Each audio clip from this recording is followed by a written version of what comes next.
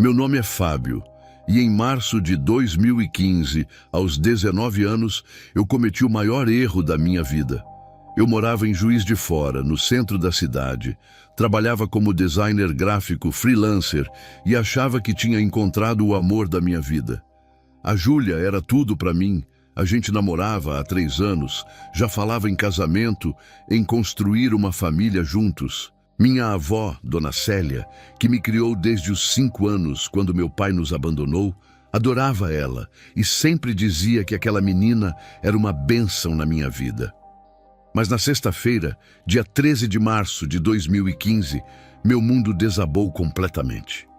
Eu estava no meu quarto, mexendo no Facebook, ouvindo evidências do Chitãozinho e Chororó no repeat, quando vi as fotos que destruíram minha vida. Júlia estava abraçada com o Rafael, meu melhor amigo desde o ensino médio, o cara que eu considerava meu irmão de verdade. Eles estavam numa praia paradisíaca, sorrindo, felizes, numa viagem que ela tinha jurado que era com as amigas da faculdade. Meu coração parou naquele momento, minhas mãos tremeram tanto que eu derrubei o celular no chão. Liguei para ela dezenas de vezes, mas ela não atendia. Então mandei mensagens desesperadas, até que ela finalmente respondeu.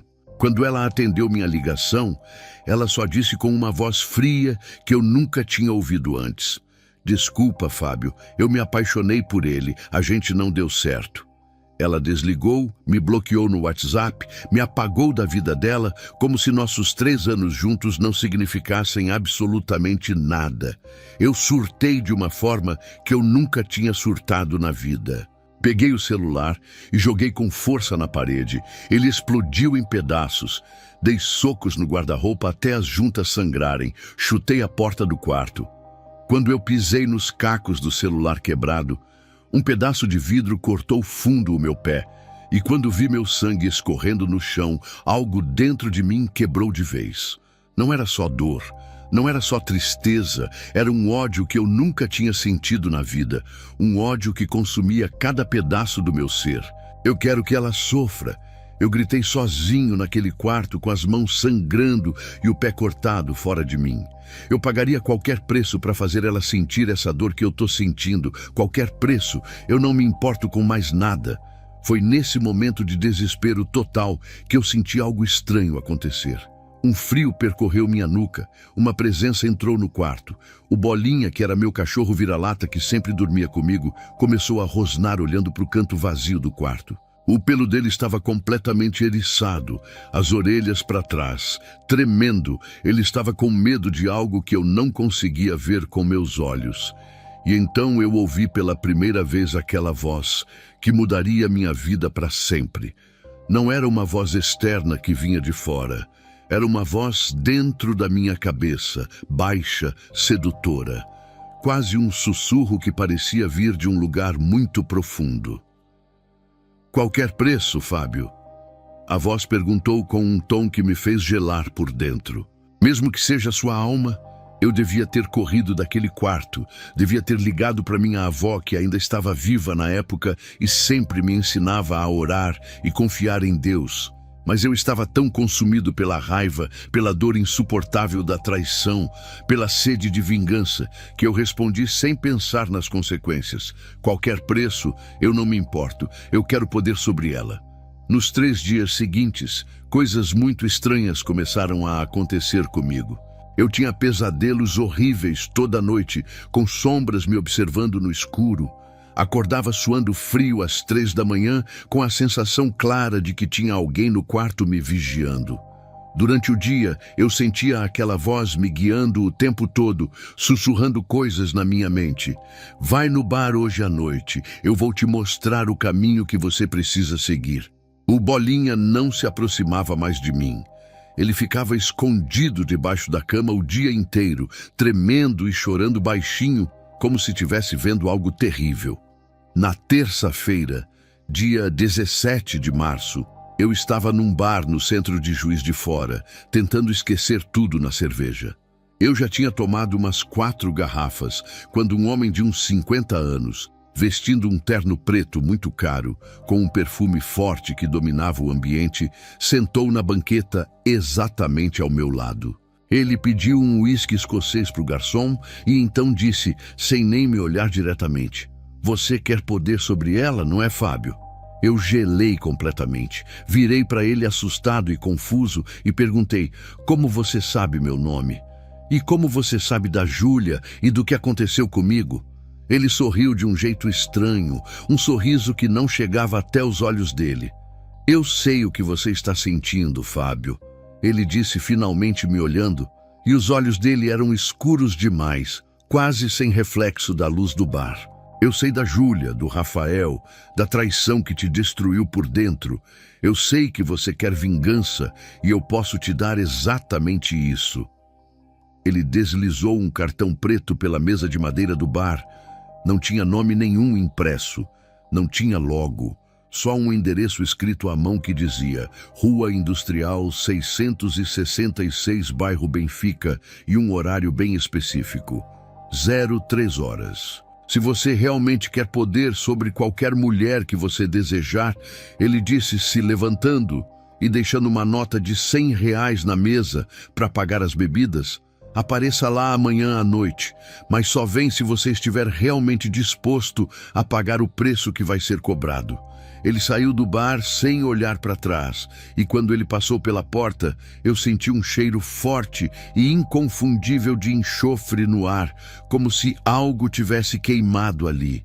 Eu peguei o cartão preto com as mãos tremendo descontroladamente. Minha mente racional gritava: "Não vai, isso é loucura, você sabe que isso não vai dar certo."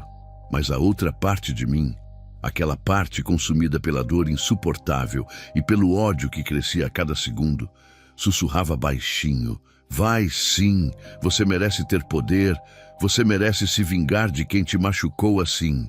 Na quarta-feira, dia 18 de março, exatamente às 3 horas da manhã, eu estava parado na frente daquele galpão abandonado na Rua Industrial, no bairro Benfica. Meu coração batia tão forte que eu sentia ele na garganta.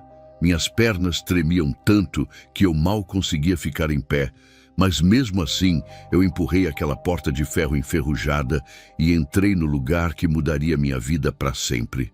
O galpão por fora parecia só mais um prédio abandonado, cheio de pichação, janelas quebradas, mato crescendo nas rachaduras do cimento velho. Mas quando eu empurrei aquela porta de ferro enferrujada e entrei, exatamente às 3h03 da manhã, o que eu vi me fez querer voltar correndo. Velas pretas, dezenas delas espalhadas pelo chão de concreto rachado, criando sombras dançantes e assustadoras nas paredes descascadas. No centro do galpão, desenhado com algo vermelho e grosso que parecia sangue fresco, havia um pentagrama gigante com símbolos estranhos que eu nunca tinha visto na vida. O cheiro era sufocante, uma mistura horrível de incenso com algo podre, como carne estragada deixada no sol. E as pessoas, tinha umas 15 pessoas ali, todas vestidas de preto da cabeça aos pés, em pé, formando um círculo perfeito ao redor do pentagrama. Os rostos estavam cobertos por capuzes escuros. Silêncio absoluto dominava o ambiente, só o som de uma cantoria baixa numa língua que eu não reconhecia. Meu instinto gritava para eu sair dali, mas meus pés pareciam grudados no chão, incapazes de se moverem. Fábio Silva, a voz do homem do bar, ecoou pelo galpão, quebrando aquele silêncio pesado. Ele estava no centro do círculo sem capuz, braços abertos, como se estivesse me recebendo, e disse: "Você veio. Isso significa que você está pronto para o que vem a seguir." "Meu nome é Augusto." Ele continuou com aquele sorriso estranho. "E essas pessoas aqui são como você. Pessoas que foram feridas, traídas, abandonadas.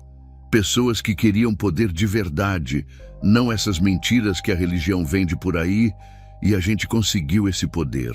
Antes de receber o que você pediu," Augusto disse caminhando até mim, "você precisa conhecer alguns dos nossos."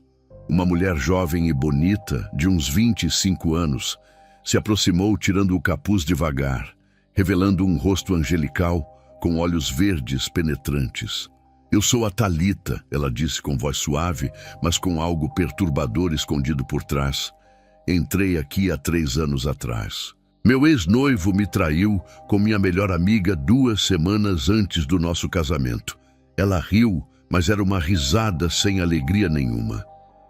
Hoje ele está internado numa clínica psiquiátrica em Juiz de Fora. Ele vê coisas horríveis, ouve vozes o tempo todo, nunca mais vai ter uma vida normal. E sabe o melhor de tudo? Eu sinto 0 remorso pelo que fiz com ele. Ainda quer continuar? Augusto perguntou, me observando atentamente, estudando cada reação minha. Eu devia ter dito não naquele momento. Devia ter corrido porta fora e nunca mais olhado para trás, mas a imagem da Júlia com o Rafael voltou na minha mente. Eles rindo juntos, felizes, enquanto eu estava completamente destruído, chorando sozinho no meu quarto todas as noites.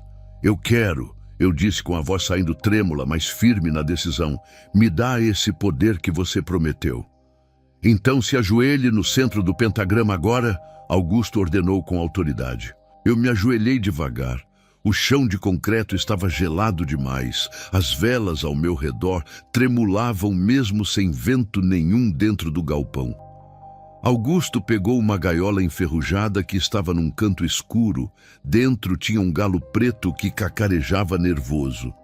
Ele tirou o animal com firmeza, segurou forte e com uma faca prateada que brilhava à luz das velas, cortou o pescoço do galo num movimento rápido e preciso. O galo se debateu por alguns segundos horríveis. O sangue jorrou num cálice de prata que Augusto segurava firme embaixo. Beba, ele me ordenou, estendendo o cálice ainda quente nas minhas mãos. Beba o sangue agora. O quê? Eu questionei recuando instintivamente. Não, eu não vou beber isso de jeito nenhum. Beba. A voz dele mudou completamente. Ficou gutural, grave, com um eco impossível que não era humano. Ou vá embora agora e continue sendo um fraco inútil pelo resto da sua vida miserável. Minhas mãos pegaram o cálice sozinhas, como se alguém estivesse controlando meus movimentos. Eu levei aos lábios tremendo. O sangue estava quente, grosso, com gosto metálico horrível que me deu ânsia. Engoli querendo vomitar ali mesmo, sentindo o líquido descer pela garganta. Agora, Augusto disse, pegando minha mão esquerda com força, repita exatamente comigo. Eu, Fábio Silva, renuncio à luz que me foi dada. Eu hesitei por 3 segundos olhando ao redor, vendo todas aquelas pessoas encapuzadas me observando em silêncio. Eu, Fábio Silva, renuncio à luz que me foi dada. Eu repeti sentindo as lágrimas escorrerem pelo meu rosto. Renuncio ao Deus dos céus e de toda a criação. Augusto continuou me guiando. Renuncio ao Deus dos céus e de toda a criação. Eu repeti pensando na minha avó me levando para a igreja quando criança. Ela estaria chorando se me visse agora fazendo isso. E entrego minha alma a Asmodeus, príncipe da luxúria e senhor da destruição dos casamentos. Em troca de poder sobre toda mulher que eu desejar, ele finalizou me olhando fundo nos olhos. Eu hesitei de novo, meu coração batendo descompassado, mas então pensei na Júlia mais uma vez. E entrego minha alma a Asmodeus, príncipe da luxúria e senhor da destruição dos casamentos, em troca de poder sobre toda mulher que eu desejar. Eu falei sentindo cada palavra pesar na minha língua. Augusto cortou minha mão esquerda com aquela faca prateada. Eu gritei de dor enquanto o sangue escorria quente. Ele pressionou minha mão sangrando sobre um pergaminho velho e amarelado, cheio de palavras em latim. E meu sangue foi absorvido pelo papel como se o pergaminho estivesse bebendo, como se estivesse vivo. Naquele momento exato, eu senti algo que nunca vou esquecer até morrer. Um vazio imenso se abriu no meu peito, como se alguém tivesse enfiado a mão dentro de mim e arrancado algo essencial, algo que me fazia humano. Meu coração continuava batendo normalmente, eu ainda respirava, mas eu não sentia mais nada por dentro. Só um frio gelado que se espalhou do peito para os braços, desceu para as pernas, chegou até a ponta dos dedos dos pés. Está feito, Augusto anunciou para as pessoas ao redor e todas bateram palmas em sincronia perfeita. Você agora pertence a Asmodeus e ele vai te dar exatamente o que você pediu. Mas lembre-se, todo poder tem um preço que precisa ser pago. Eu saí daquele galpão às 5h47 da manhã de uma quarta-feira. O sol estava começando a nascer sobre Juiz de Fora. As primeiras pessoas, indo trabalhar, passavam pelas ruas e eu dirigi de volta para o meu apartamento no centro, no completo automático.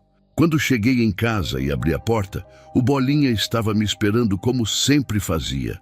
Mas quando ele me viu, algo mudou completamente. Ele rosnou mostrando os dentes, se encolheu todo tremendo de medo e correu para debaixo da cama se escondendo e chorando baixinho.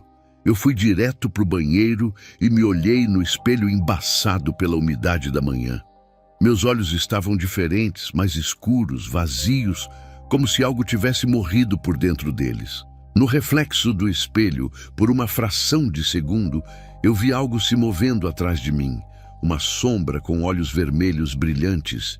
Pisquei assustado e a sombra sumiu, mas eu sabia que tinha visto alguma coisa, alguma presença que agora me acompanhava. Caí no chão gelado do banheiro e chorei segurando a cabeça, repetindo baixinho: meu Deus, o que eu fiz? O que eu fiz com a minha vida?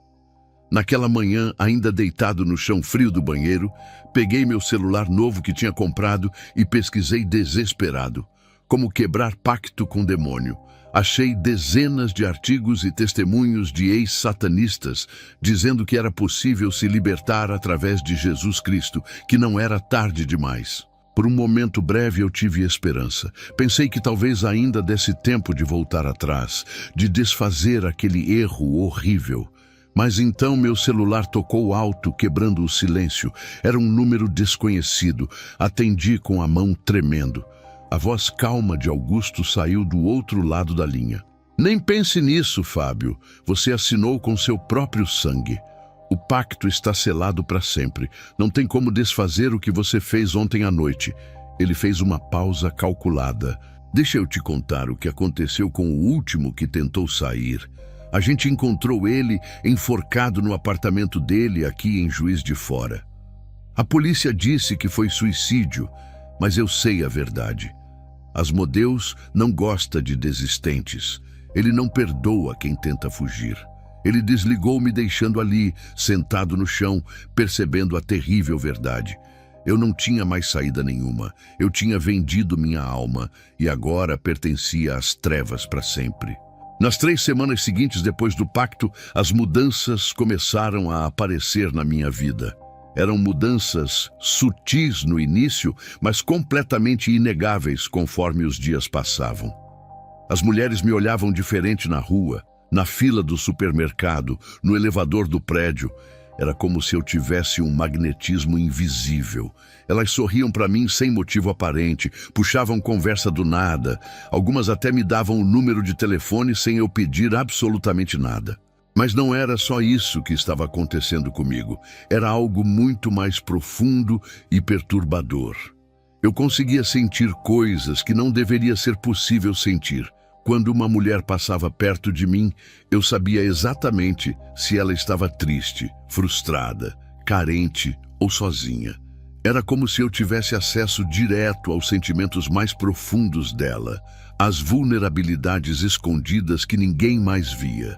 E pior ainda, eu sabia exatamente o que falar para manipular essas emoções. As palavras certas vinham na minha mente automaticamente, como se alguém estivesse me guiando o tempo todo. Em abril de 2015, exatamente um mês depois do pacto, Augusto me ligou no meio da tarde. Está na hora do seu primeiro trabalho de verdade. Ele disse com aquela voz firme: você vai destruir um casamento para mim. Já? Minha voz saiu insegura e assustada. Eu mal tinha me acostumado com esses poderes novos. Asmodeus, não dá poder de graça, Fábio. Agora você paga com trabalho. Você vai fazer exatamente o que eu mandar sem questionar. Ele respondeu, encerrando qualquer discussão. Ele me passou um envelope pardo naquele mesmo dia, quando nos encontramos num café no centro de Juiz de Fora. Dentro do envelope tinha fotos de um casal que parecia feliz. Carla e Bruno. Ela tinha 32 anos e era professora de inglês. Ele tinha 35 e trabalhava como gerente de banco. Eles eram casados há 8 anos. Tinham 2 filhos pequenos e lindos. Moravam num bairro tranquilo de Juiz de Fora. Eu quero esse casamento completamente destruído em 60 dias no máximo, Augusto disse tomando um gole do café. Use os métodos que eu vou te ensinar agora com atenção. Ele me levou de volta ao galpão naquela mesma noite e me ensinou meu primeiro ritual de destruição. Todo casamento tem uma proteção espiritual quando é feito da forma certa. Ele explicou, acendendo velas ao redor. Quando 2 pessoas se casam, especialmente se casam na igreja, ou sob bênção de Deus, há uma cobertura divina sobre eles. Seu trabalho agora é quebrar essa cobertura espiritual. E você faz isso enviando demônios de luxúria, de insatisfação e de traição para dentro da casa deles. Ele me mostrou o passo a passo. Colocar a foto do casal no centro de um pentagrama desenhado com giz vermelho no chão, acender 5 velas pretas, uma em cada ponta da estrela, e às 3 da manhã em ponto, pronunciar as palavras exatas que ele me ensinou. Eu fiz meu primeiro ritual numa sexta-feira, dia 10 de abril de 2015. Coloquei a foto de Carla e Bruno no chão do meu quarto, desenhei o pentagrama, acendi as velas e esperei até 3 horas da manhã. Asmodeus, príncipe da luxúria, eu invoco teu poder agora. Eu falei tremendo inteiro. Sobre Bruno e Carla, eu declaro que a insatisfação entre nesse casamento, que o desejo se divida entre eles, que o pacto seja quebrado para sempre. Em teu nome poderoso, que esse casamento seja completamente destruído. Eu finalizei e queimei a foto como Augusto tinha mandado. Quando a foto pegou fogo, eu senti aquele vento frio saindo do meu quarto. Uma presença maligna deixando o ambiente para fazer o trabalho sujo. Era o demônio indo destruir aquela família que nem me conhecia. Nos dias seguintes, depois do primeiro ritual, eu comecei a stalkear obsessivamente as redes sociais de Carla e Bruno. No início, tudo parecia completamente normal. Eles postavam fotos juntos, sorrindo, declarações de amor nos aniversários, família feliz, passeando no parque.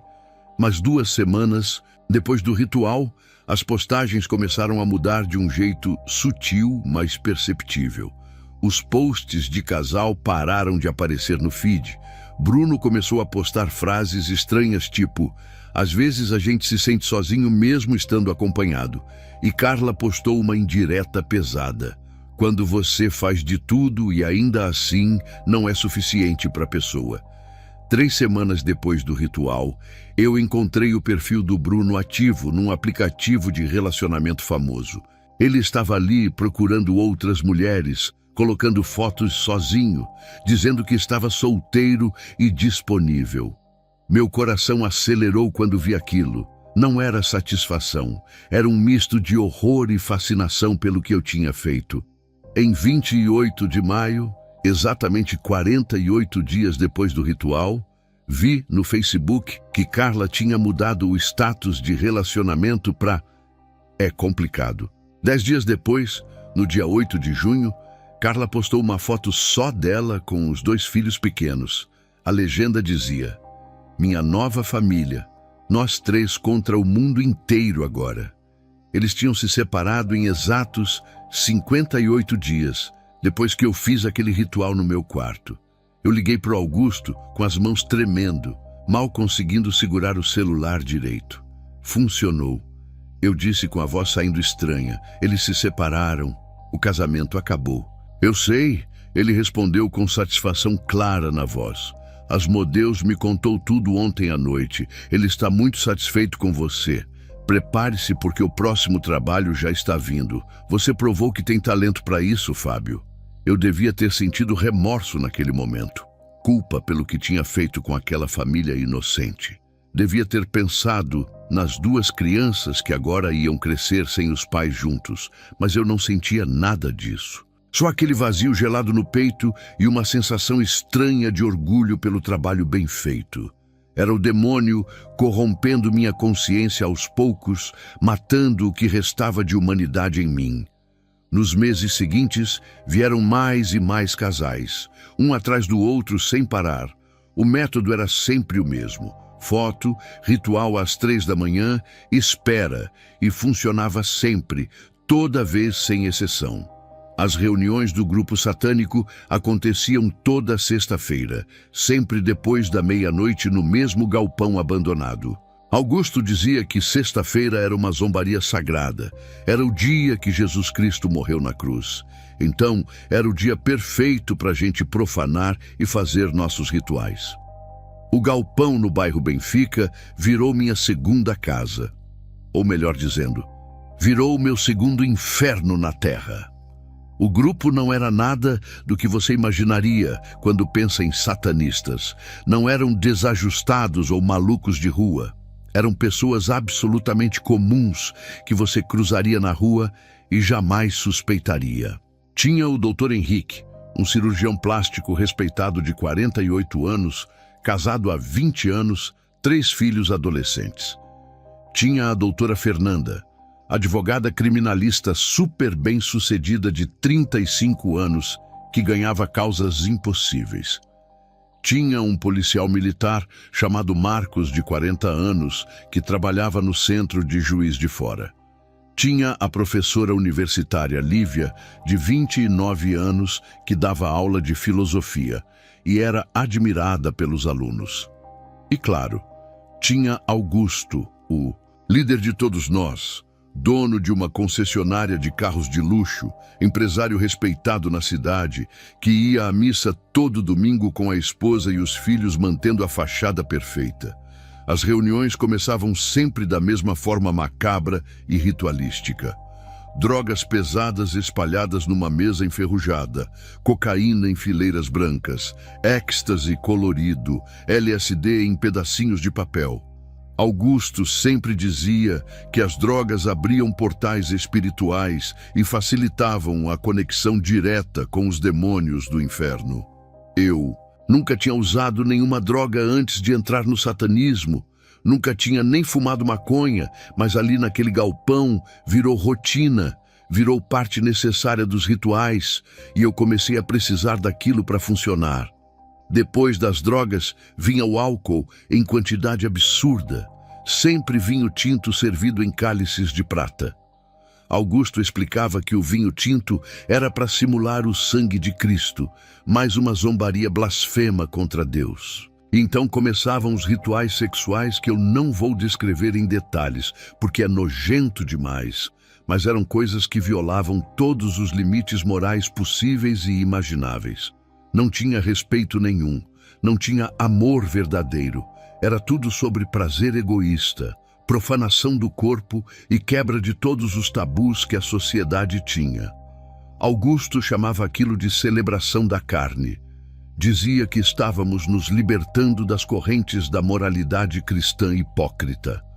E no auge dessas orgias horríveis, geralmente por volta das 3:30 da manhã, Augusto convocava Asmodeus para se manifestar.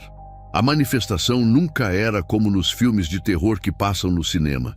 Não aparecia um monstro com chifres gigantes no meio da sala. Era mais sutil que isso, muito mais sutil. E exatamente por isso era infinitamente mais aterrorizante para quem estava ali. Augusto escolhia uma pessoa do grupo para ser o canal da manifestação. Geralmente era a Thalita, porque ela tinha mais experiência. Mas às vezes escolhia outra pessoa aleatoriamente. A pessoa escolhida se ajoelhava tremendo no centro do nosso círculo humano, e nós ao redor começávamos a cantar em latim. Eram palavras que Augusto tinha nos ensinado semana após semana, palavras antigas e poderosas. Asmodeus, Princeps libidinis, veni ad nos. Asmodeus, destrutor matrimônio, aude-nos. A temperatura do galpão caía bruscamente em questão de segundos. Você conseguia ver a própria respiração virando névoa branca no ar. A pessoa no centro começava a tremer violentamente, o corpo todo sacudindo como se estivesse tendo uma convulsão. A cabeça jogava para trás num ângulo que parecia impossível. E quando ela abria os olhos, depois de uns 30 segundos terríveis, eu via o que me assombra até hoje. Os olhos não tinham mais íris nenhuma, não tinham mais a parte branca, eram completamente negros, 2 buracos vazios de escuridão pura, onde antes existia um olhar humano. E a voz que saía da pessoa possuída era a pior parte de tudo aquilo. Era uma voz gutural, grave demais para ser humana, com um eco impossível que não fazia nenhum sentido naquele espaço fechado. Parecia que a voz vinha de um poço muito profundo, de um lugar onde não existia luz nem esperança, e sempre tinha aquele tom de zombaria cruel, de prazer sádico na destruição que causávamos. Meus servos, a coisa falava através da pessoa possuída, olhando para cada um de nós. Vocês têm me servido muito bem até agora. O número de casamentos destruídos este mês foi satisfatório, mas há sempre mais trabalho esperando, mais casamentos para quebrar, mais famílias para arruinar, mais almas para arrastar para o abismo eterno comigo. Em agosto de 2020, durante uma dessas manifestações horríveis, Asmodeus me chamou pelo nome na frente de todos.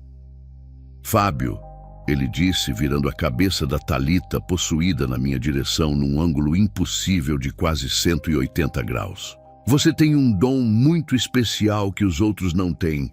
Você consegue fingir ser cristão melhor que qualquer um aqui. Ele riu e todas as pessoas ao redor riram junto como se fosse uma piada interna do grupo. Talvez seja porque sua avó te arrastava para a igreja quando você era criança. Você sabe cantar os hinos gospel, sabe citar versículos de cor, sabe imitar fé verdadeira perfeitamente. Isso te torna extremamente útil para mim. Meu coração gelou quando percebi onde aquilo ia dar. Eu sabia que vinha uma missão diferente. Eu tenho uma missão muito especial para você, Fábio. Ele continuou com aquele sorriso horrível no rosto da Thalita.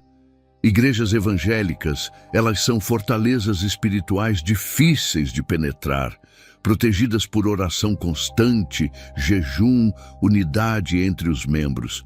Mas todo lugar tem uma brecha, por menor que seja, e essa brecha é sempre a mesma em todos os lugares. Ele fez uma pausa dramática enquanto todos prestavam atenção. O orgulho escondido dos líderes religiosos e a insatisfação profunda das esposas negligenciadas. Essas são as portas que você vai usar. Você vai se infiltrar numa igreja evangélica aqui de Juiz de Fora. Ele ordenou com autoridade absoluta. Vai fingir ser um convertido arrependido. Vai ganhar a confiança deles aos poucos e vai destruir famílias por dentro. Quando um líder cristão cai em adultério publicamente, centenas de pessoas perdem a fé de uma vez só. É o efeito dominó perfeito que eu adoro ver acontecer. E se eu não conseguir? Eu perguntei tremendo, sem conseguir controlar o medo na minha voz. A cabeça da Thalita girou completamente, ficando de cabeça para baixo me encarando, os olhos negros fixos em mim. Você nunca mais vai perguntar isso na minha presença. Conseguir não é uma opção, é uma obrigação absoluta. Ou você vai descobrir pessoalmente o que eu faço com servos inúteis. Depois que o ritual terminou naquela noite, a Thalita desmoronou inconsciente no chão frio de concreto. Quando ela acordou 20 minutos depois, toda confusa, não lembrava de absolutamente nada do que tinha acontecido ou do que tinha falado. Mas ela tinha marcas roxas profundas no pescoço, como se dedos grandes tivessem apertado com força, e estava tão exausta que mal conseguia ficar em pé sozinha. A gente precisou carregar ela até o carro do Augusto, porque as pernas dela não respondiam direito. Mas teve uma noite específica que me marcou mais fundo que todas as outras. Foi em dezembro de 2020, uma sexta-feira gelada de fim de ano. Uma mulher nova que eu nunca tinha visto chegou no grupo trazida pelo Augusto. Ela se chamava Renata e tinha 28 anos. Ela explicou chorando que tinha perdido a guarda dos 2 filhos pequenos para o ex-marido numa briga judicial injusta e queria vingança a qualquer custo. Augusto aceitou ela imediatamente para o grupo. Fizemos o ritual completo de iniciação naquela mesma noite. Ela cortou a própria mão, assinou o pacto sangrento, bebeu do cálice. 3 semanas depois do ritual de Renata, o ex-marido dela morreu num acidente de carro horrível na BR. Ele bateu o carro num poste de concreto a 120 km por hora, morte instantânea. O carro ficou completamente destruído. Os 2 filhos pequenos ficaram órfãos de verdade porque a mãe não tinha a guarda legal e a família paterna não quis ficar com as crianças. Quando Renata soube da notícia pelo telefone, ela surtou completamente na frente de todos nós. "Eu não pedi isso", ela gritava, puxando os próprios cabelos. "Eu só queria que ele sofresse um pouco, não que ele morresse desse jeito. E meus filhos? Meus bebês ficaram sozinhos no mundo por minha causa." Augusto olhou para ela com uma frieza que me assustou mesmo já conhecendo ele há anos. "Você pediu destruição e vingança. Asmodeus entregou exatamente o que você pediu", ele disse sem demonstrar emoção nenhuma. "As consequências do que você escolheu são problema exclusivamente seu agora. Você assinou o pacto sabendo dos riscos." Renata tentou sair do grupo depois daquilo. Diz que ia procurar um padre católico, ia se confessar, ia tentar de qualquer jeito quebrar o pacto que tinha feito. Uma semana depois, no dia 22 de dezembro, encontraram ela morta enforcada no apartamento dela, no centro de Juiz de Fora. A polícia bateu o martelo rapidinho. Suicídio por enforcamento, caso encerrado, sem investigação profunda. Mas eu vi a foto que vazou do corpo no grupo de WhatsApp da cidade. E eu vi as marcas no pescoço dela. Não eram marcas de corda comum, eram marcas fundas de garras, como se algo com unhas longas tivesse arrancado a vida dela. Asmodeus tinha matado a Renata como um aviso claro para todos nós que estavam pensando em desertar. Naquela noite de Natal, eu fiquei deitado na cama sem conseguir dormir nada, olhando para o teto. E pensei pela primeira vez com total clareza: eu preciso sair daqui antes que seja tarde demais, ou eu vou ser o próximo corpo encontrado. Em janeiro de 2021, numa sexta-feira fria de começo de ano, Augusto me chamou para uma conversa particular e reservada. "Asmodeus tem uma missão especial e muito importante para você", ele disse, acendendo um charuto caro importado. "Um casal específico.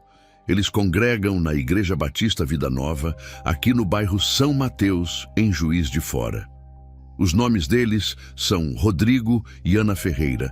Ele me mostrou fotos que tinha imprimido do Instagram deles. Rodrigo tinha 38 anos.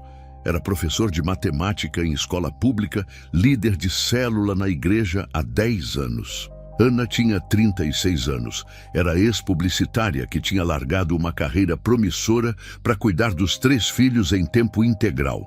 Isabela, de 15 anos, Pedro, de 12 e Sofia, de 8 aninhos. Eles são casados há 20 anos.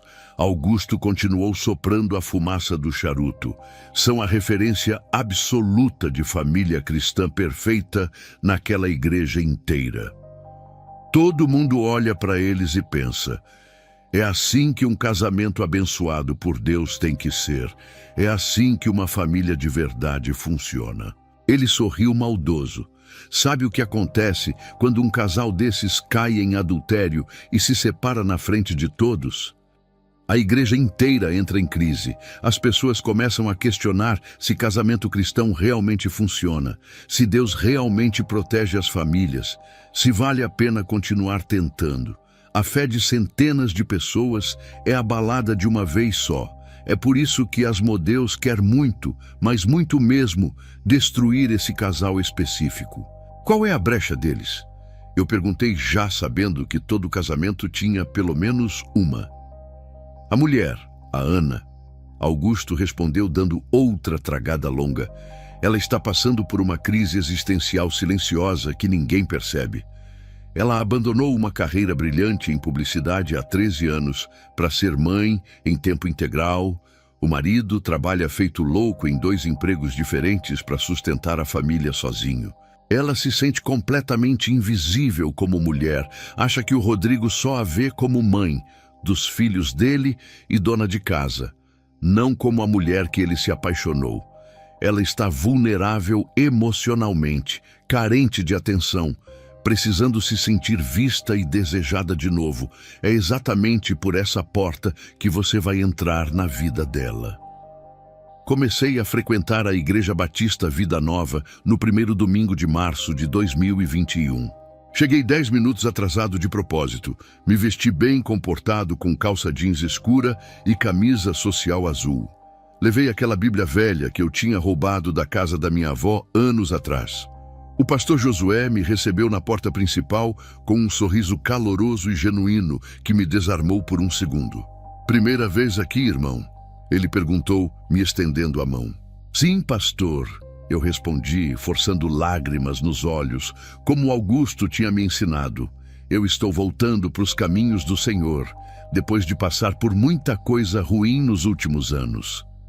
Ele me abraçou forte, um abraço apertado e sincero, que me deixou desconfortável. Você está no lugar certo, meu filho. Seja muito bem-vindo à nossa família. Ele disse batendo nas minhas costas. Se ele soubesse quem eu realmente era, se ele soubesse o que eu tinha vindo fazer ali, jamais teria me deixado entrar. Rodrigo estava liderando o louvor naquele dia. Ele cantava porque ele vive com os olhos fechados, mãos levantadas, lágrimas escorrendo pelo rosto. Havia uma sinceridade genuína naquele homem, uma fé verdadeira que eu podia sentir no ar. E por um momento muito breve, eu quase senti algo parecido com remorso.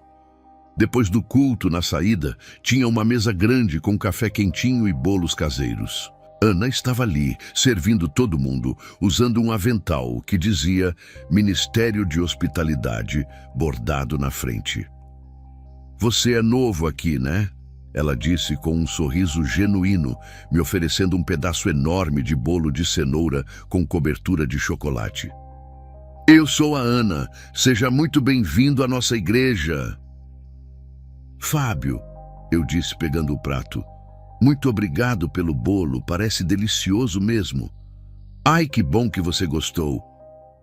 Os olhos dela brilharam por um segundo com orgulho verdadeiro. Eu que fiz, seguindo a receita especial da minha mãe, adoro cozinhar para as pessoas daqui. Esse momento pequeno de orgulho nos olhos dela, eu anotei mentalmente como Augusto tinha me ensinado. Era ali a brecha que eu precisava explorar.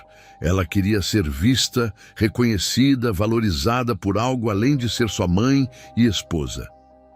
Durante os 2 meses seguintes, eu me infiltrei completamente naquela comunidade religiosa. Participei de todas as células semanais. Ajudei na organização de eventos da igreja, me ofereci para fazer designs gráficos de graça porque eu era designer, artes para as redes sociais, convites de eventos, cartazes de campanhas. Em maio, Ana me pediu um favor específico que abriu a porta perfeita. Fábio, você trabalha com design gráfico, né? Ela perguntou depois de um culto de quarta. Você poderia fazer um convite de aniversário bem especial para Sofia? Ela vai fazer 9 anos, mês que vem, e eu queria algo diferente, algo que ela nunca esqueça.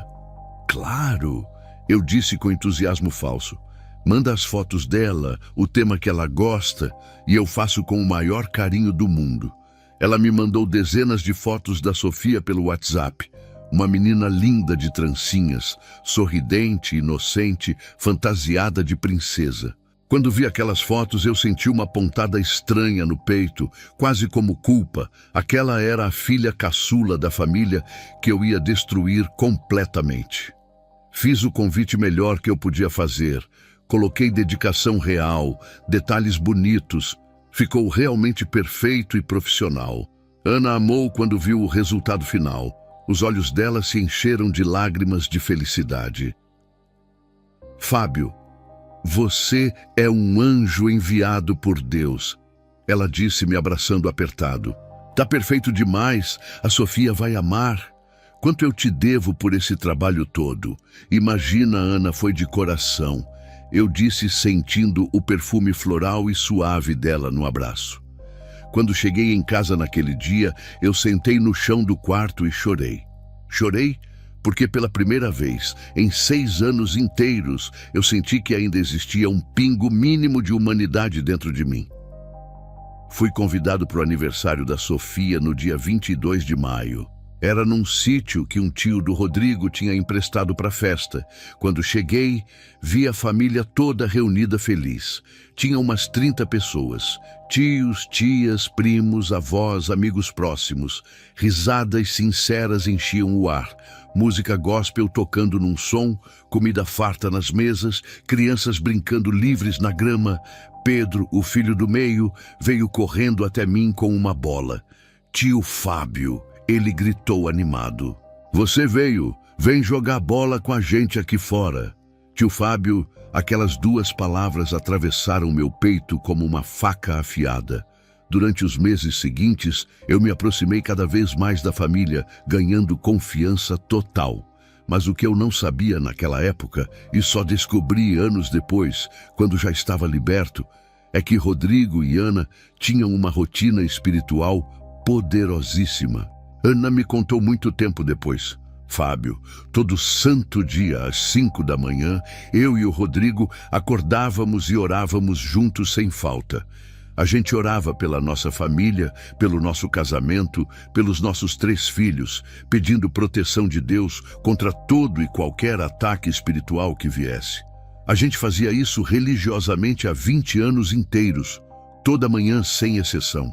Era por isso que estava sendo tão difícil destruir aquele casal, a cobertura espiritual sobre eles era absurdamente forte. Mas Asmodeus é paciente, ele sabe esperar o momento certo de atacar. E ele sabia que todo casamento, por mais forte que seja, por mais protegido que esteja, passa por momentos de crise e vulnerabilidade. Esse momento finalmente chegou, em novembro de 2021. Era dia 8 de novembro, uma quinta-feira chuvosa e fria. Eu estava em casa editando um vídeo no computador quando meu celular tocou mostrando o nome da Ana. Fábio, a voz dela saiu embargada, desesperada, chorando muito. Você pode conversar comigo agora? Eu preciso muito falar com alguém. Meu coração acelerou, sabendo que era a chance que Asmodeus estava esperando há meses. Claro, Ana, pode falar. O que aconteceu? Eu perguntei fingindo preocupação genuína. Eu e o Rodrigo brigamos. Ela soluçava alto do outro lado. Brigamos muito feio mesmo, a pior briga que a gente já teve nesses 20 anos todos juntos. Ele disse que eu sou dramática, que eu invento problema onde não existe, mas é que ele não me vê mais, Fábio. Ela desabafava entre lágrimas. Ele só pensa no trabalho dele, na igreja, nos meninos e eu. Eu simplesmente não existo mais para ele como mulher. Cada palavra que ela falava era exatamente o que Asmodeus tinha previsto meses atrás. Insatisfação profunda, sentimento de invisibilidade. A brecha estava escancarada na minha frente. Ana, você quer conversar pessoalmente? Eu ofereci como se estivesse genuinamente preocupado com ela. Às vezes, desabafar cara a cara ajuda mais que pelo telefone. Eu estou em casa sozinha agora, ela disse hesitante. Os meninos estão na casa da minha mãe porque é aniversário dela. Rodrigo saiu de casa nervoso, não sei para onde ele foi, e eu não quero ficar sozinha agora. Eu preciso muito conversar com alguém que me entenda de verdade. Vem aqui em casa, eu disse, percebendo a oportunidade perfeita. Aqui você pode ficar tranquila, desabafar sem pressa, sem julgamentos de ninguém.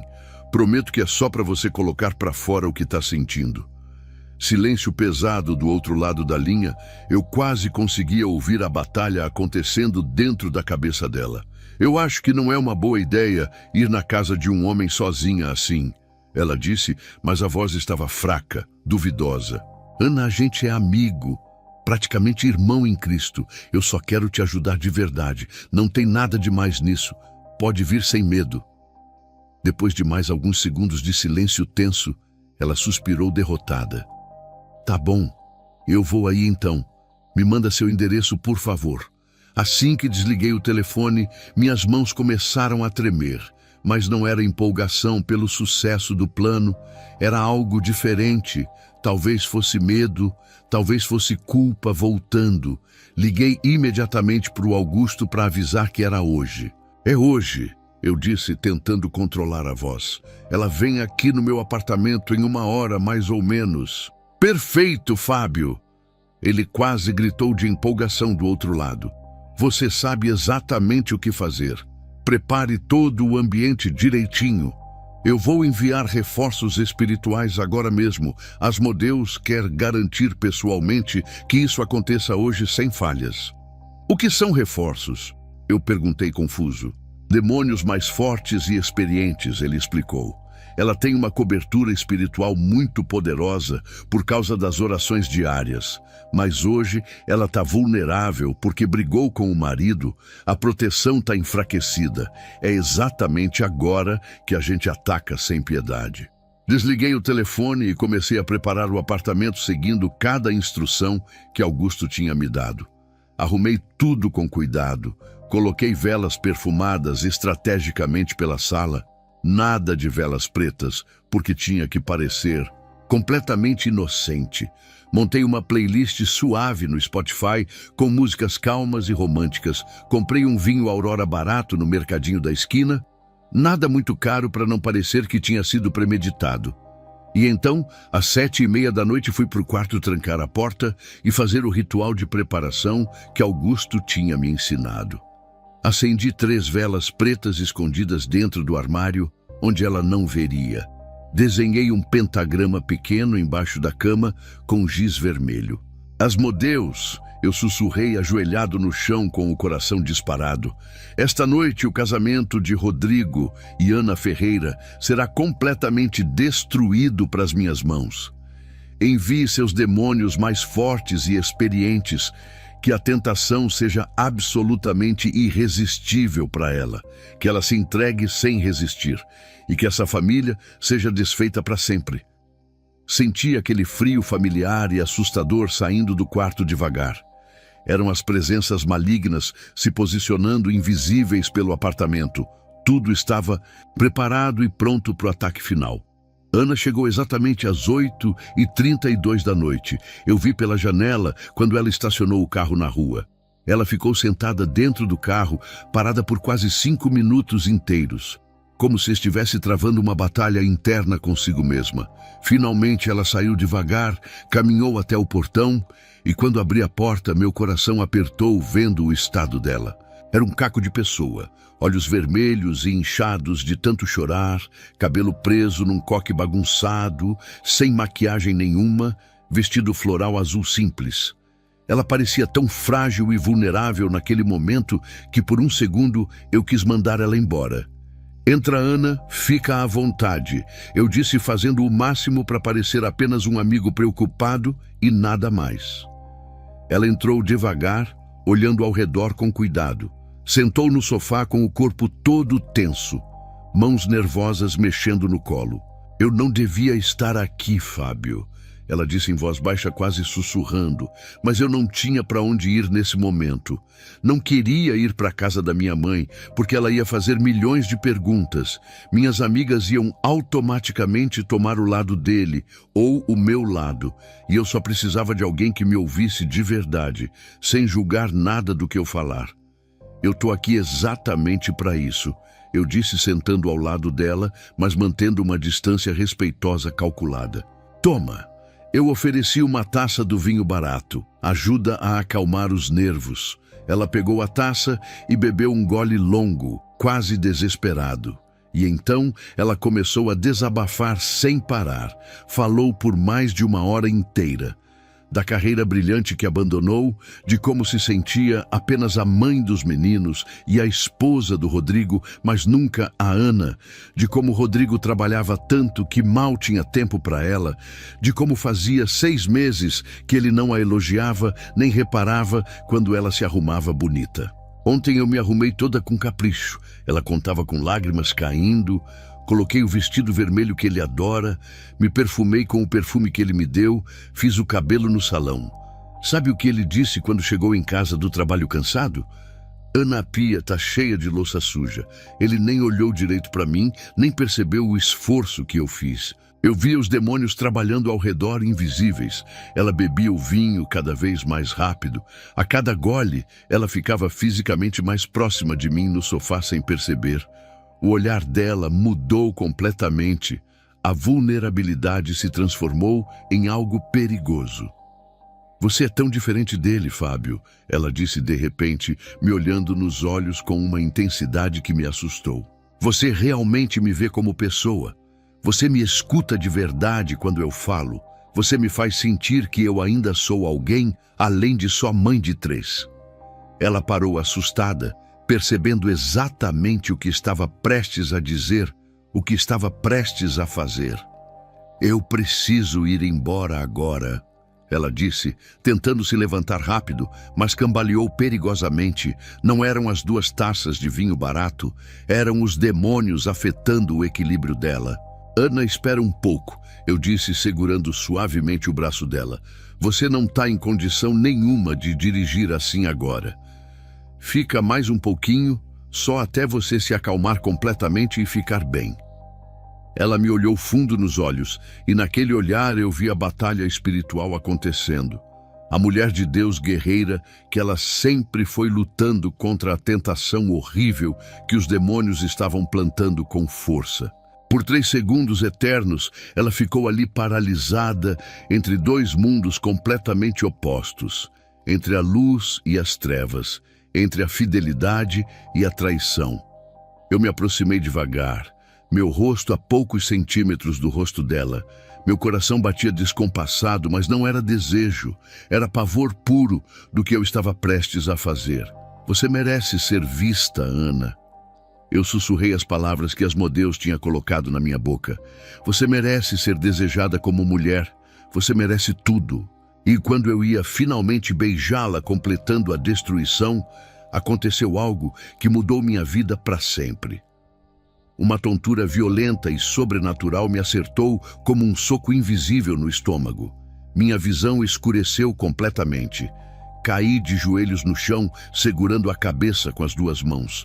Uma dor lancinante e insuportável, como se alguém estivesse martelando pregos enferrujados no meu crânio por dentro. Eu gritei alto de dor real, caí de lado no chão frio, me contorcendo. Ana, ela gritou assustada, pulando para trás. Fábio, o que está acontecendo? Você está bem? Mas então, ela também sentiu alguma coisa poderosa no ambiente, olhou ao redor confusa e assustada, como se um véu grosso tivesse sido arrancado dos olhos dela de uma vez. Por que eu estou aqui? Ela disse para si mesma em voz alta. O que eu ia fazer agora? Meu Deus do céu, o que eu quase fiz com minha família? Era como se ela tivesse acordado de um transe demoníaco profundo. Então eu ouvi a voz, não com os ouvidos físicos, mas dentro da minha cabeça e do meu coração. Uma voz poderosa, trovejante, que fez as paredes do apartamento inteiro tremerem. Chega! As 3 velas perfumadas apagaram todas ao mesmo tempo, sem explicação, sem vento, sem razão física nenhuma. Ana começou a chorar desesperada, mas não era choro de tristeza. Era choro de quem acabou de escapar por pouco de cair num precipício mortal. Jesus, Jesus! Ela começou a murmurar, caindo de joelhos no chão da sala, as mãos tremendo. E então ela orou. Não foi uma oração bonita e elaborada de igreja. Foi uma oração desesperada, quebrantada, visceral e real. Jesus, eu não sei o que está acontecendo aqui nesse lugar agora, mas eu sei que o Senhor está aqui presente. Perdoa minha fraqueza, Senhor. Perdoa eu ter vindo aqui e aberto brecha para o inimigo, mas pelo teu sangue derramado, pelo teu nome poderoso, protege minha família, protege meu casamento que o Senhor abençoou. E se tem alguém, qualquer pessoa ou qualquer espírito maligno querendo destruir o que o Senhor construiu, não deixa. Em nome de Jesus Cristo, não deixa. Cada palavra da oração simples dela era como uma espada espiritual afiada, cortando minha alma em pedaços. A dor na minha cabeça piorou 1000 vezes. Eu comecei a vomitar violentamente, ali mesmo no chão da sala, sem controle nenhum.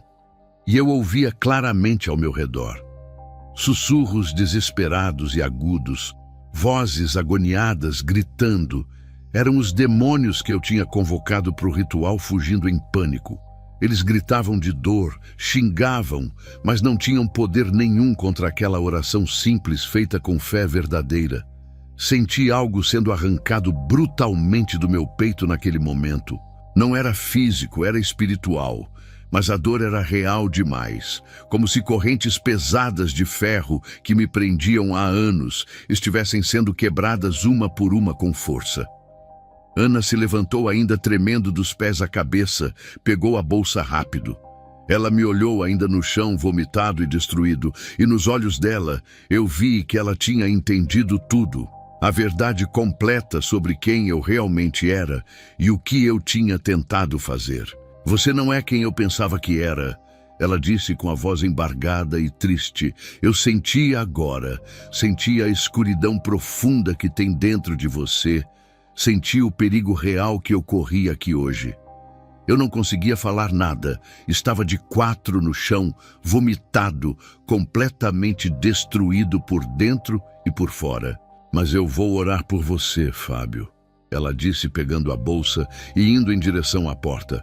Porque se Deus impediu isso aqui hoje com tanto poder, é porque Ele ainda tem um plano de redenção para sua vida também. Nunca é tarde demais. Ela saiu e a porta fechou atrás dela, com um barulho surdo. E eu fiquei ali sozinho, caído no meio daquela sala, com um cheiro horrível de vômito e vela apagada, percebendo pela primeira vez em 6 anos e 8 meses inteiros, eu tinha acabado de perder uma batalha espiritual gigante, vencido por uma oração simples de uma mulher fragilizada, derrotado pelo nome poderoso de Jesus Cristo. E as consequências terríveis dessa derrota estavam apenas começando na minha vida. Eu sabia que Asmodeus viria cobrar o preço do fracasso, e o preço seria altíssimo. Depois que Ana saiu do apartamento, fiquei no chão por quase 1 hora, sem conseguir me levantar. Meu corpo doía como se tivesse apanhado, a cabeça latejava insuportável, e aquele vazio gelado no peito estava diferente, como se algo tivesse sido removido. Me arrastei até o banheiro, lavei o rosto, me olhei no espelho e vi meus olhos vermelhos, mas tinha algo diferente neles, algo parecido com medo verdadeiro. Peguei o celular e vi 6 chamadas perdidas do Augusto e 3 mensagens. E aí, já aconteceu? Fábio responde. Não respondi nada. Joguei o celular no sofá e me sentei no chão abraçando os joelhos. Pela primeira vez em quase 7 anos, eu rezei, mas não foi para os demônios. Foi diferente. Deus, minha voz saiu rouca. Eu sei que não mereço nada, sei que fiz coisas horríveis, mas aquela mulher orou por mim. Disse que o Senhor tem um plano para minha vida. Será que isso é verdade? Não houve resposta, só silêncio, mas era um silêncio diferente, quase pacífico. Dormi ali mesmo no chão de exaustão. Na manhã seguinte, batidas violentas na porta me acordaram. 7h23 da manhã. Era Augusto furioso. Você não respondeu minhas mensagens. O que aconteceu com a Ana? Não consegui, eu disse baixo, olhando para o chão. Como assim não conseguiu? Ele gritou, me jogando contra a parede. Você tinha ela ali sozinha, vulnerável. Era só terminar o trabalho. Deus interferiu, eu disse com firmeza estranha. Ela orou, tudo desmoronou. Os demônios fugiram, eu caí no chão. Augusto recuou assustado, como se levasse um choque. O rosto dele escureceu. Os olhos ficaram completamente negros por segundos. Você é um inútil. A voz gutural de Asmodeus saiu da boca dele. 6 anos de serviço e você falha na missão mais importante. Tinha proteção muito forte. Tentei me defender tremendo. Eles oram todo dia juntos. Não me interessa. Asmodeus berrou através do Augusto, fazendo os quadros tremerem. Você assinou um pacto, me deve obediência e vai consertar isso. Augusto me deu um tapa violento que me derrubou. Senti gosto de sangue. Você tem até sexta-feira, ele disse, voltando ao normal. No próximo ritual apresenta resultado ou se torna o próximo sacrifício, entendeu? Ele saiu batendo a porta. Fiquei ali caído pensando, preciso sair disso agora ou vou ser encontrado morto. Nos dias seguintes, tentei evitar contato, não fui no ritual. Desliguei o celular, tranquei tudo. Mas no domingo à noite, dia 14 de novembro, os tormentos começaram. Estava tentando dormir quando às 3h03 da manhã senti aquela paralisia terrível. Meu corpo travou completamente. Uma sombra densa cresceu no canto do quarto. A voz gutural veio. Fábio, você me deve uma explicação. Tentei responder, mas não conseguia falar. Tentei com tudo, mas a proteção era forte. Tentar não é suficiente. A voz trovejou, fazendo meu crânio doer. Você tinha uma missão, destruir aquele casamento, e falhou. Senti dor aguda no peito, como garras apertando meu coração. Fiquei sem ar, não conseguia respirar, ia morrer ali. Depois de 20 minutos de agonia, a paralisia soltou. Caí da cama tossindo, vomitando, chorando. Na segunda noite tentei ficar acordado com café, mas às 2h30 apaguei na cadeira. A paralisia veio instantânea, mais forte. As visões começaram como se eu estivesse realmente lá. O inferno, chamas eternas, pessoas gritando, pedindo água, alívio, mas não tinha. Viu isso, Fábio? Asmodeus disse, é aqui que você vai passar a eternidade. Você assinou com sangue, sua alma me pertence. Quando morrer, e vai ser em breve, vai queimar aqui para sempre.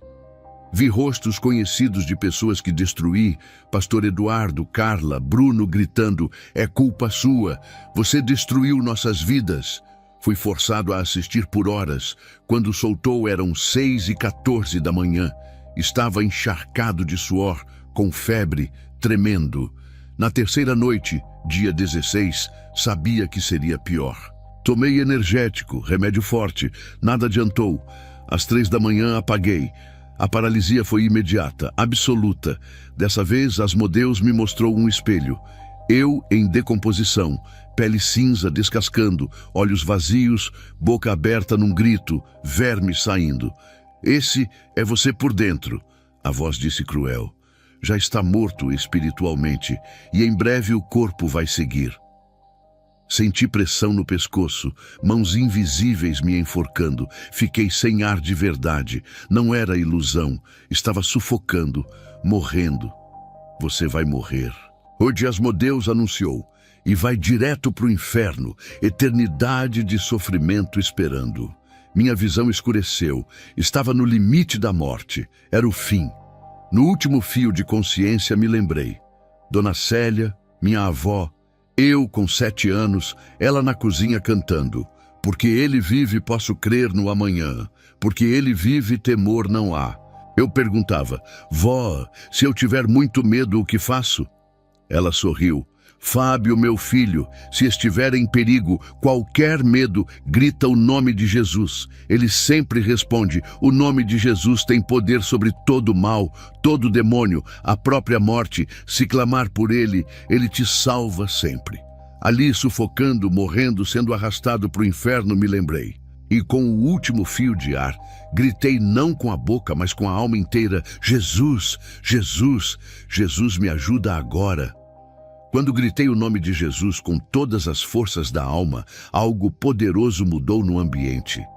A pressão no pescoço soltou instantaneamente, caí no chão tossindo violento, respirando fundo, como se tivesse subido de uma piscina profunda, quase me afogando. Ouvi a voz de Asmodeus diferente, enfraquecida, com medo. Você não pode invocar esse nome. Ele gritou com raiva e pavor. Você é meu, assinou com sangue, a alma é minha. Jesus! Gritei de novo agora com a boca com força. Jesus! Jesus! Me ajuda! Cada vez que falava aquele nome era como se luz acendesse dentro do peito vazio, uma luz quente que derretia o gelo mortal. Ele me pertence! Asmodeus berrou desesperado. O pacto está assinado, a alma é minha! Mas ouvi outra voz, poderosa, a mesma que parou Ana. Ele invocou o meu nome, ele me escolheu, e todo que invocar o nome do Senhor será salvo. Não! Asmodeus urrou furioso. Não pode ser! Senti algo sendo arrancado do meu peito, não físico, mas real, espiritual, mas a dor era concreta, como correntes de ferro quebrando uma por uma. Crack, crack, crack. Aquele vazio terrível, aquele frio desde março de 2015 estava saindo, sendo expulso, substituído por algo quente, vivo, real. Eu soube o que fazer, como se alguém me guiasse. Me ajoelhei no chão, levantei as mãos tremendo, lágrimas escorrendo e falei: eu, Fábio Silva, renuncio ao pacto com Asmodeus, renuncio a todo poder demoníaco, renuncio às trevas, ao ódio, à vingança, à destruição. Escolho Jesus agora, escolho a luz, escolho a vida. Peço perdão por tudo, por todos os casamentos que destruí, todas as vidas arruinadas, todas as famílias despedaçadas. Entrego minha vida completamente a Cristo agora, totalmente, para sempre. A cada palavra, aquele peso saía mais de mim. Asmodeus urrava impotente. Você vai se arrepender. Vou voltar, vou destruir você. Em nome de Jesus, eu disse com autoridade que não era minha. Você não tem mais poder sobre mim. O sangue de Jesus me libertou. Você não tem nada aqui. Sai.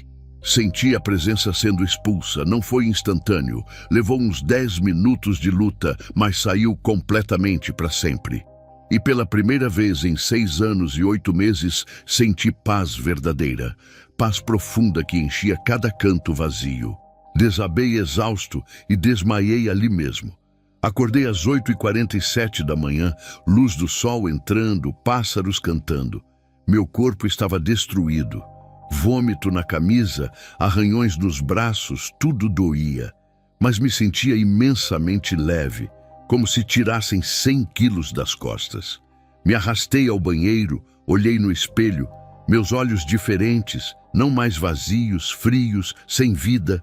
Tinha brilho agora, vida, esperança, luz onde antes só havia escuridão.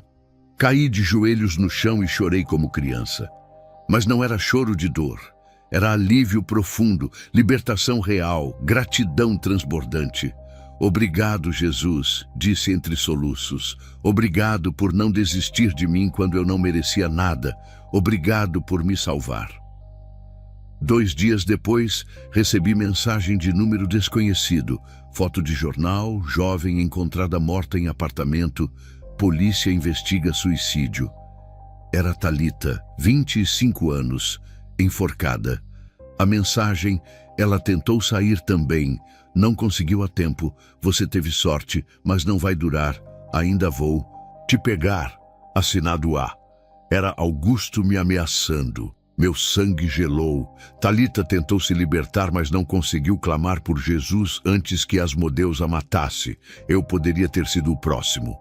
Naquela tarde, peguei tudo de satanismo no apartamento.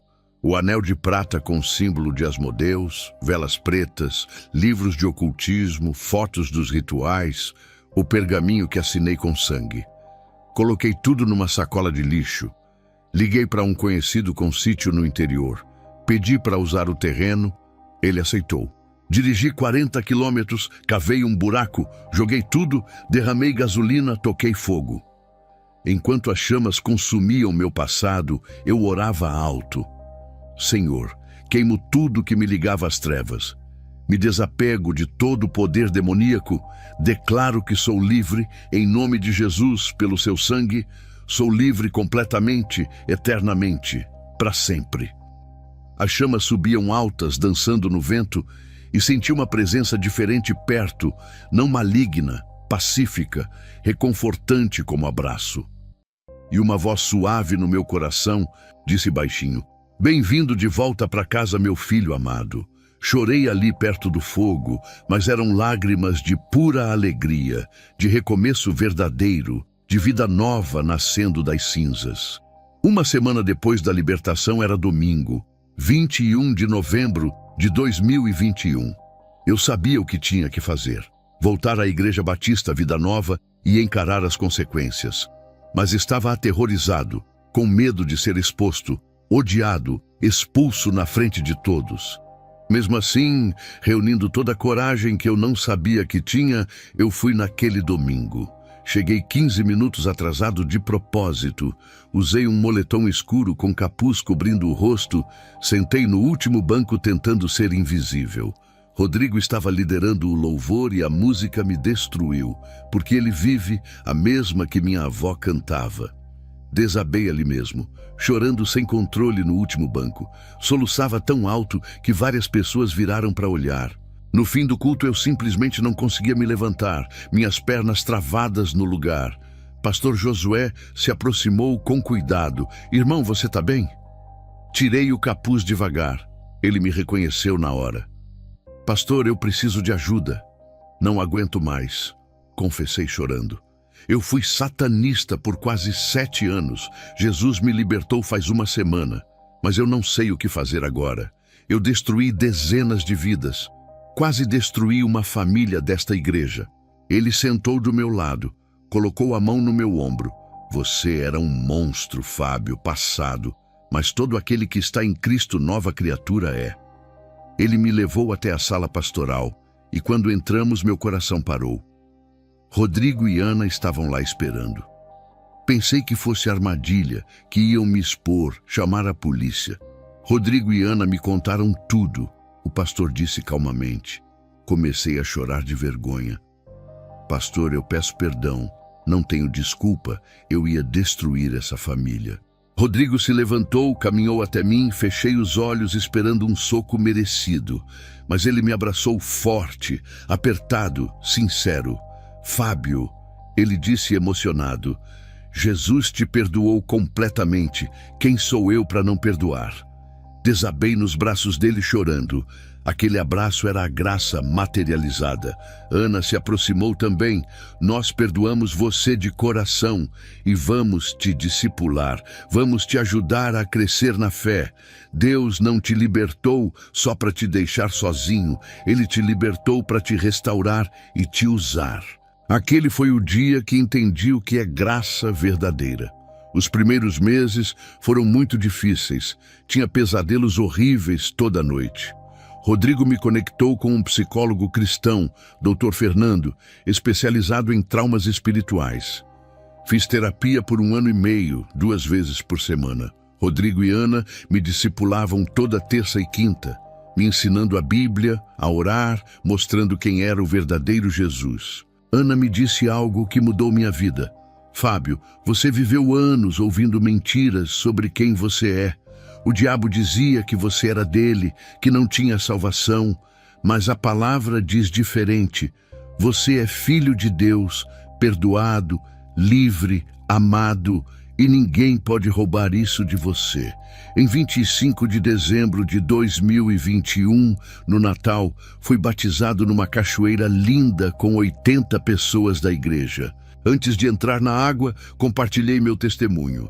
"Meu nome é Fábio Silva e há 7 meses eu era satanista. Servi Asmodeus por 6 anos e 8 meses. Destruí dezenas de famílias, estava condenado ao inferno. Mas Jesus não desistiu de mim e hoje declaro: sou livre, perdoado, nova criatura e vou passar minha vida contando que se Deus salvou alguém como eu, Ele pode salvar qualquer um." As pessoas choraram, gritaram glória a Deus, aplaudiram celebrando. Quando o pastor me mergulhou e levantou daquela água, o velho Fábio morreu e um novo nasceu completamente transformado. Hoje, 5 anos depois da libertação, trabalho em 3 áreas. Restauração de casamentos em crise com o pastor Josué. Já ajudamos a restaurar 47 casamentos destruídos. Libertação espiritual, já tirei 12 pessoas do satanismo vivas. e evangelismo nas redes sociais, já recebi mais de 2.000 mensagens de pessoas que se converteram ouvindo minha história. Antes de terminar, deixo avisos sérios. Casados, orem juntos todo dia. Nunca criem intimidade emocional com outras pessoas. Bloqueiem pornografia. Solteiros, cuidado com apps de relacionamento. Líderes, vocês são alvos prioritários. Protejam seus casamentos com tudo.